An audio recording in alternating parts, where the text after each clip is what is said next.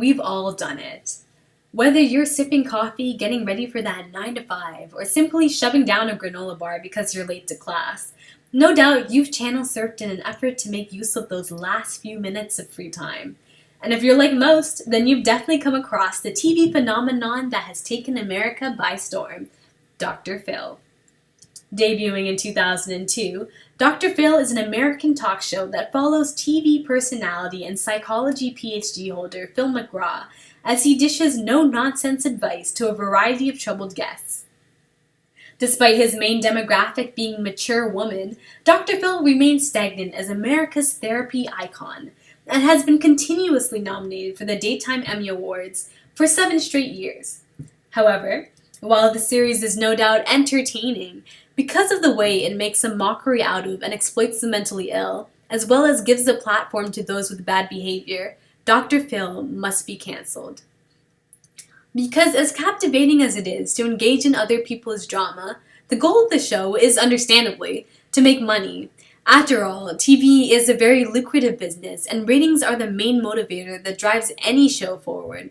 So we must ask ourselves, is it really ethical to place the mentally ill at the forefront of such a popularity-motivated industry?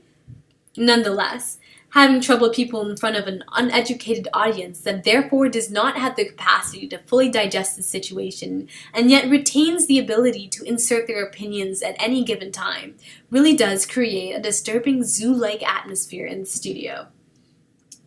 For example, after a pathological liar and drug addict makes a deluded comment about how her sister envies her for being the older sibling, the audience actually laughs. Let's take a look. Because she made a comment the other day that you cannot stand me because I can't stand this, Shamina. Because I can't help. My old sister, man. I can't help that I'm 6 years old, was born 6 years before you. And you hate me for it. I have no idea what that's about. It's not funny. It's not. While her statement was no doubt absurd, this guest is evidently very ill, and having an audience laugh at her distressing state is disrespectful to those that experience severe mental problems.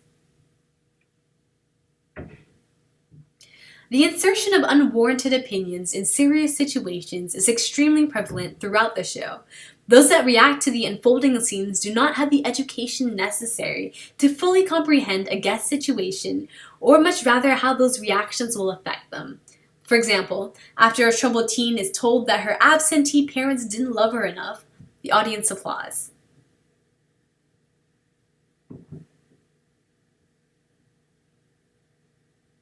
Some mental health treatment. Did you? Okay, but did you go to a psychiatrist? Yes, I went to therapy for months. Okay. I was put on antidepressants. Okay, did you call your attorney to try to get custody from her?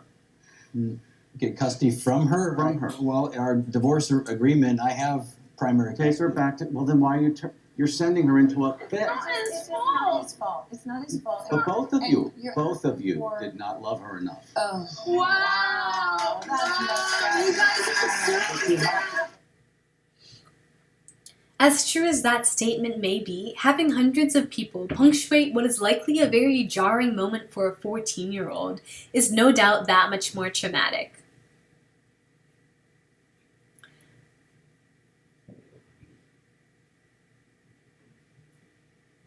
funny, Richmond.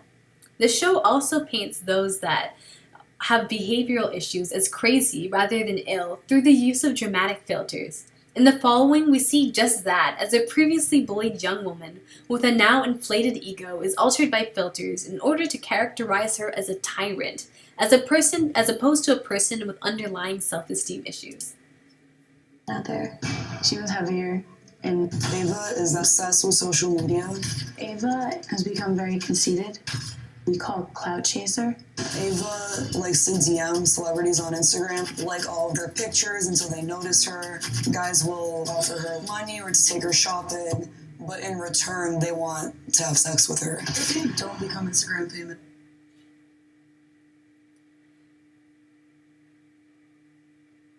All of the above, however, contain the Kardashian-level drama required to get the show the attention necessary to make it the most watched daytime television series in America. And as a result of this success, Dr. Phil gives a large-scale platform to each and every one of his guests, which is not always limited to innocent victims. After all, not all of Phil's guests are hoping to change, and some profit directly from the negative attention brought to them on the show. For instance, as a narcissistic Instagram influencer boasts to her followers about her appearance on the show, we see that she has no actual intention of changing, but rather only wishes to attract more popularity. Proud of the way she turned out. But we actually received a submission tape from her where she dropped all of this "I'm Miss Perfect" image. Everybody wants to be me here today, right? She tagged me as well. Now let's see what she has to say for herself. Hey guys, I'm here on the Dr. Phil show about to be interviewed. They got me looking perfect, even more perfect than I usually look. Shocker, I didn't know that was even possible. Say hi. No. While Dr. Phil himself has an audience that will condemn the negative attitudes of his guests, this young woman is also preaching to her own audience, essentially showing off the popularity that being obnoxious and bratty will get you. After all, the power of popularity should not be underestimated. Just last year, Dr. Phil kick-started the career of an out-of-control teen called Danielle Begroli, who rose to fame after creating the famous catchphrase, "Catch me outside, how about that?" out of disrespect for the audience. I can do what she has to do. That's what she's talking about. Oh, On you and prosecute. that ain't nothing. That's what I always do, and they never catch me. Ain't nobody gonna catch me. Because you're too streetwise? Yup. And all these hoes laughing like so funny. She's talking about the audience that they're laughing at her. Did you say the hoes are laughing? Yep. So the audience are a bunch of hoes. Yep.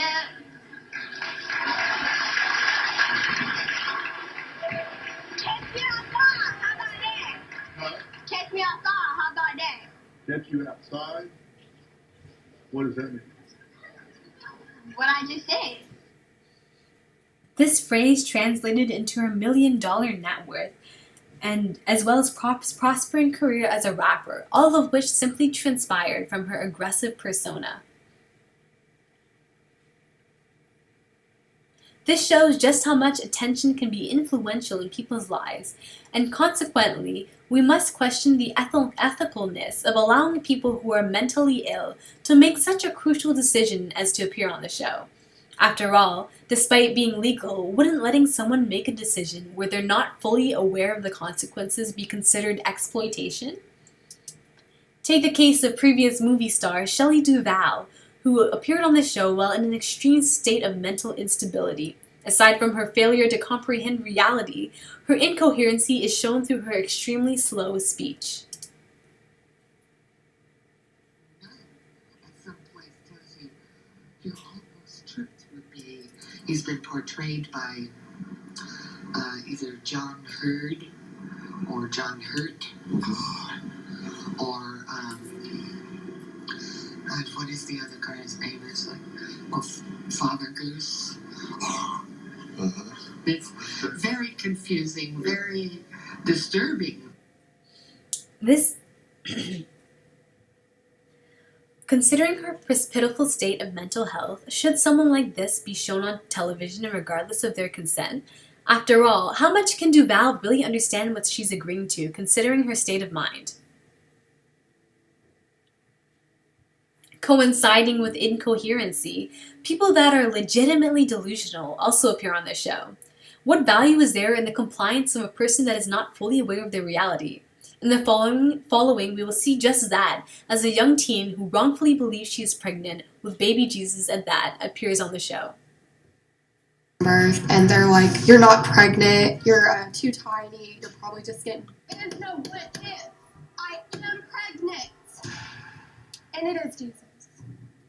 I'm 9 months pregnant. My family, my friends, my pastors at church, they don't believe that I'm pregnant. I'm not stupid. I'm not crazy. I'm tired of playing these games, and it's about to be over with. I am now days away from giving birth, and This young woman is obviously delusional, and to make a spectacle out of her in front of America while she so vehemently believes her own logic is demeaning and a blatant example of exploitation.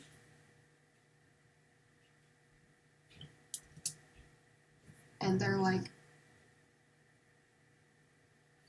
Regardless of the issues with his show, Dr. Phil himself does give well-informed advice, as well as provides exclusive help for most of the guests.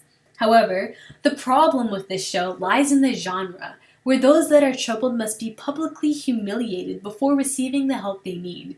Dr. Phil and shows like that essentially create a safe space to judge and ridicule real people going through real problems.